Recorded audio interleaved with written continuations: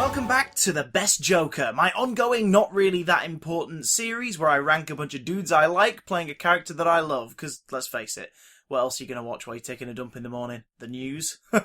Yeah, right. And now for a quick recap of the criteria. Performance. Did they win us over? Story time. Was it fun to journey with this Joker? Note, has to be a defining story, so TV adaptations may not fare as well here unless they get a standout plot all to themselves. Laugh factor! Simple but essential. Did they hit those high notes? Era appropriate. Times may change, but did their Joker fit in when they debuted? Legacy. Has this Joker stuck in the mind of fans everywhere? Can we see anyone else in the role after them? This time, it's a Joker that most of you grew up with, and the actor who has played the role more times than any other. Mark Hamill, Batman the Animated Series, and the new Batman and Robin Adventures, and Mask of the Phantasm, and Static Shock, and Justice League, and Batman Beyond Return of the Joker, and Batman Arkham Asylum, and Batman Arkham City, and Batman Arkham Knight, and Batman the Killing Joke, and many, many more. Performance, 1 point. You're doing something right when you've played the part for over 20 years, surely. Mark Hamill has portrayed the Joker more times in more projects than any other actor to date, and the best part of that is watching his performance grow. Allegedly brought in to replace Tim Curry in Batman the Animated Series during the first season's production, his debut tale, Christmas with the Joker, is a fun romp, but no real indication of just how much Hamill would fit the part like an old beloved slipper. The jollier, merrier tone shifts further into the realms of menace with every reprise, eventually slipping into full-on PG-13 maniac by the time Batman Beyond Return of the Joker rolls around. But it's in the Arkham games where he shines the brightest, playing the part with a grizzled, worn-in menace that lives for nothing more than to shoot the bat in his belfry. YouTube any clip of Mark's Joker and you will be left completely in awe. The clown from the comics comes eerily to life. Story time! 1 point! Unlike Cesar Romero, this mostly TV Joker doesn't suffer from sinking in the sea of Batman tales. Though villains throughout the animated Bat show of the 90s and 2000s were all pretty darn excellent, seeing the Joker show up hoisted the show to a whole new level that week. His episodes are basically events within themselves. Heck, he steals the show from the other characters without even being the central threat on more than one occasion. See The Man Who Killed Batman, The Trial, or Mask of the Phantasm for just some examples of his scene-stealing glory. But this Joker's most notable bouts with the Bat are real doozies.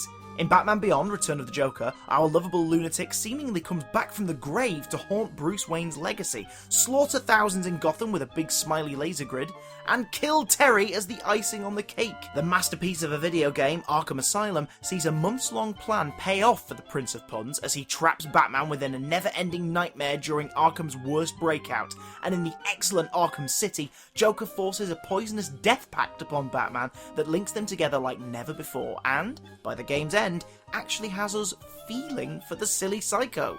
Heck, he's such a big part of the story, they couldn't resist bringing him back into it for Arkham Knight. Ooh. Spoiler alert.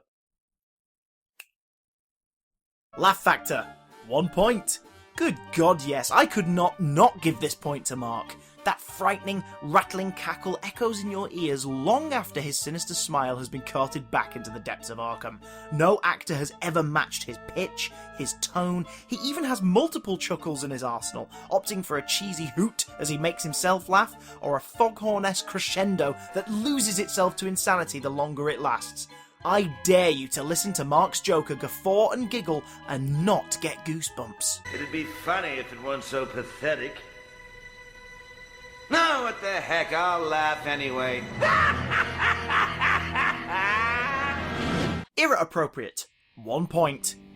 Another point goes to Mark here because he kicks this category in the keister. Batman the Animated Series sets itself in a non-specific period with a very unique look that is all its own, whilst taking influences from here and there, which means the show could never be placed in a certain time period or become outdated. A mix of modern cityscapes, moody gothic lighting, cartoonish character designs, and 1940s mobster film class gave a backdrop that required a timeless Joker, so Hamill gave it a little bit of everything.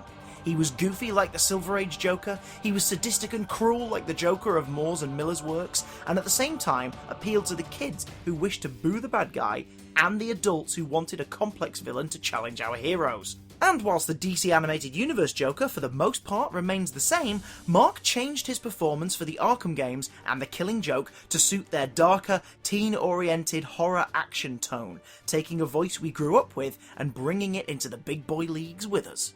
His Joker pretty much grew up to stay appropriate, and if he reprises the role once more, guaranteed he will update it again and again and again.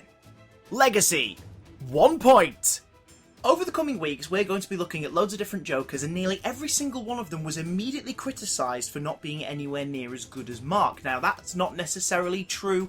Every Joker performance befits the era and the show and the movie that they're attached to, but the fact that the audience reaction is immediately one of revulsion to anyone other than Mark being in the booth playing that role speaks volumes of how much he has defined this part.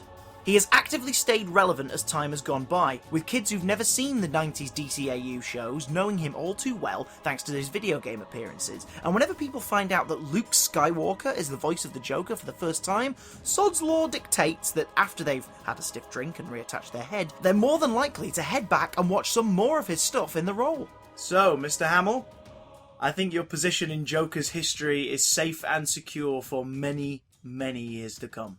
Total 5 out of 5. Well, that was fun. Who's for Chinese? A royal flush for Mark Hamill's Joker, but we are far from finished with our funny business. There may yet be a challenger to his throne. However, if Mark Hamill is your firm fave, thumbs up this video to vote for him in my series-long poll of your favourite Joker. Next time, Mr. J gets a little hands-on, so no more monkeying around. Or maybe that's exactly what we should do.